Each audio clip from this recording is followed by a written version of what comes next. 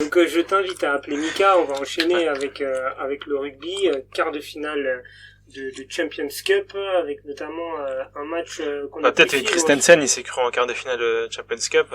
Ah. Il était dans le thème peut-être. Il s'est cru à Toucanam, ouais. Exactement.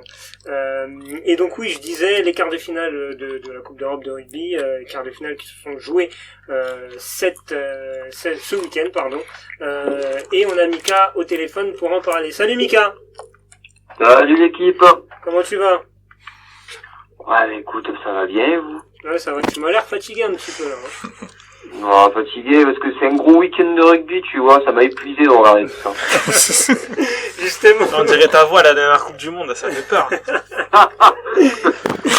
Justement, Mika, on va parler de ces quarts de finale de Coupe d'Europe. Et tout d'abord, le duel franco-français entre Clermont et le Racing, victoire des Racing Men, 36-27. Est-ce que tu peux un peu nous résumer cette rencontre? Mais, sincèrement, faut pas s'arrêter au score, parce qu'on pourrait croire que c'est un match serré de la part de nos deux clubs français, mais pas du tout. En fait, Clermont s'est carrément fait marcher dessus par le Racing, hein.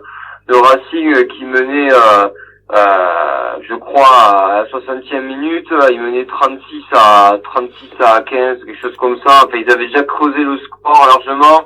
Ils se sont fait remonter parce qu'ils ont relâché la pression en fin de match et que Clermont se sont sortis sur des individualités. Ce qu'il y en a à retenir de ce match-là, c'est que le Racing s'affirme de plus en plus comme un prétendant déjà pour la Coupe d'Europe. S'affirme aussi par rapport à son début de saison top 14 où il est où cette équipe est quasi opérationnelle de suite. Hein. Elle fait très très mal cette équipe du Racing. Le seul bémol, c'est la grosse blessure de Pichot, hein, l'ailier qui était prétendu pour être sélectionné aussi en équipe de France. La blessure serait pas si grave.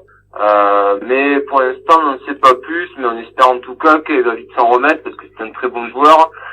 Surtout ce que j'ai à retenir de ce match-là, c'est l'équipe de Clermont qui est en perdition de plus en plus au fur et à mesure des matchs. Clermont qui en fait se perd dans son rugby collectif et du coup ça en remet à des individualités. On sait qu'il y a eu un peu de changement dans le staff. Azema a pris du recul pour laisser place à d'autres joueurs qui sont devenus entraîneurs, comme Stanley qui est entraîneur de la défense, tout ça. Ça a du mal à se mettre en place. Pourtant, on connaît la qualité des effectifs de Clermont, mais ça a du mal à tourner. Ils se sont fait concasser en mêlée, ils ont eu du mal à mettre en place leur jeu. Clermont qui est en difficulté et qui aura tout intérêt à se ressaisir en championnat lors de la réception d'Agen, parce qu'on sait que c'est compliqué aussi de recevoir ces petites équipes qui ont rien à perdre à l'extérieur. Ouais. Donc, mais un match très intéressant en tout cas. Ça a énormément joué au plus grand plaisir des supporters qui étaient présents. Justement, on va continuer sur le Racing, Mika. Je suis tombé sur une déclaration de Loret qui a dit « J'en ai marre de rêver ». Alors, il parlait de la Coupe d'Europe parce qu'il a déjà perdu 3 finales, lui personnellement, dont 2 avec le Racing. Et justement, Mika, est-ce que tu penses que cette équipe-là, elle est taillée pour aller glaner cette Coupe d'Europe et déjà battre les Saracens en demi-finale?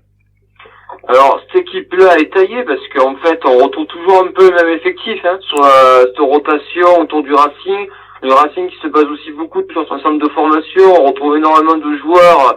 Voilà, on les présente plus. Quand on a toujours Vakatawa en trade qui a été très fort. Quand on a Finn Russell en 10 et qui est un des meilleurs 10 au monde. Quand on a ce paquet d'avant avec Kamisha, Leroux, Loré, Klassen, voilà, c'est une équipe qui maintenant commence à avoir de l'expérience, c'est une équipe qui sait maîtriser ce genre de match. Mais le problème, c'est que la Coupe d'Europe, il y a d'autres équipes qui sont aussi performantes et qui sont aussi expérimentées. Et le week-end prochain, cette réception des Saracens, c'est un match qui s'annonce extrêmement compliqué de la part du Racing, même à domicile. Ouais. L'équipe des Saracens, qui va y revenir après, ouais, a surpris tout le monde quand même à aller battre le Leinster, alors qu'on sait très bien que c'est une équipe qui est rétrogradée en D2 anglaise pour des soucis de fair play financier. Les Saracens sont quand même encore un ton en dessous du Racing. Pour moi, ce serait un exploit que le Racing arrive à faire tomber les Saracens.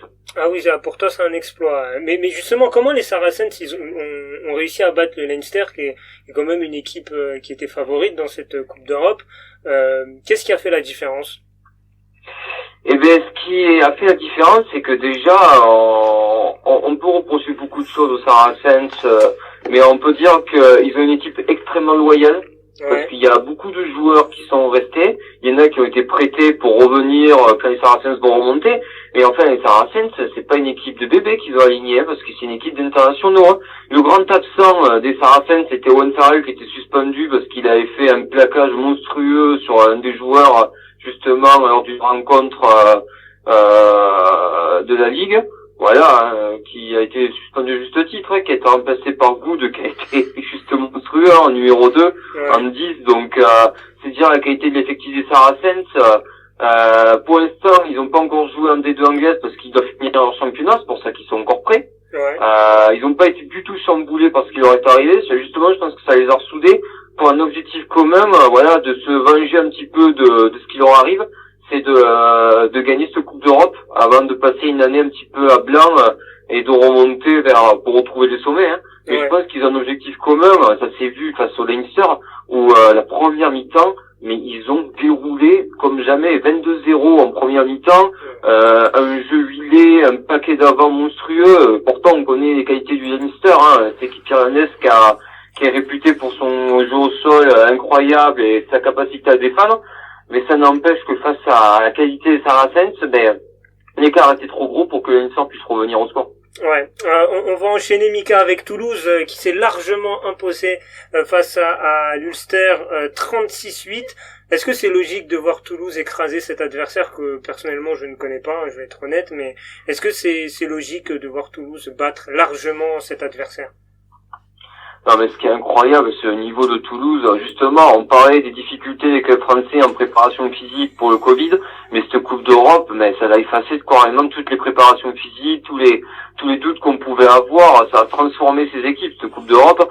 Toulouse a sorti un match quasi incroyable. L'Ulster, c'est une très bonne équipe irlandaise, hein, qui sont habitués des grands rendez-vous, qui sont habitués à être en Champions Cup, qui ont gagné il n'y a pas si longtemps leur championnat respectif. Donc, mais c'est pas étonnant de voir un Toulouse à ce niveau-là avec des internationaux au-delà de ce qu'on pouvait espérer. Antoine Dupont qui a été incroyable sur ce match, et on peut toujours parler de Chassin Colby qui a encore fait des merveilles sur des 1 contre 1. Il a laissé son vis-à-vis en face à l'aile sur les genoux. Voilà, quand on a des qualités comme ça individuelles hors normes, et que l'effectif et que la confiance est de mise, c'est une équipe qui marche sur eux pour le moment.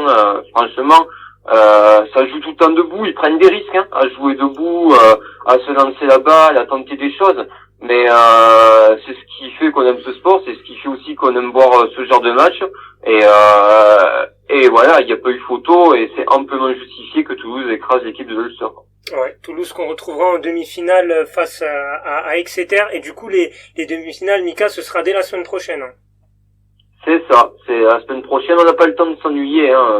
Par contre, les clubs qui n'ont pas les matchs de Coupe d'Europe, eux, ont le temps de ranger leurs freins, forcément. Ouais. C'est pas forcément bon signe pour eux quand ils vont reprendre le championnat face à des équipes qui se sont bien rodées en Champions Cup.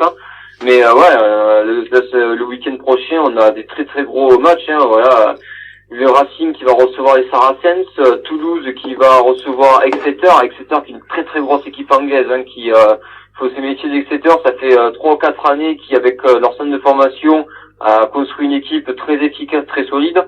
Ouais. Donc là, Toulouse va avoir de quoi faire en demi-finale, et ça annonce, en tout cas, on espère voir au moins une équipe française en finale, mais ça annonce des demi-finales très très très disputées.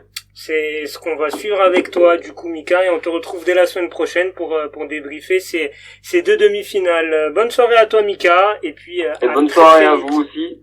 Allez, salut Mika. À bientôt, à la semaine prochaine. Salut. Ciao, Salut. Mika.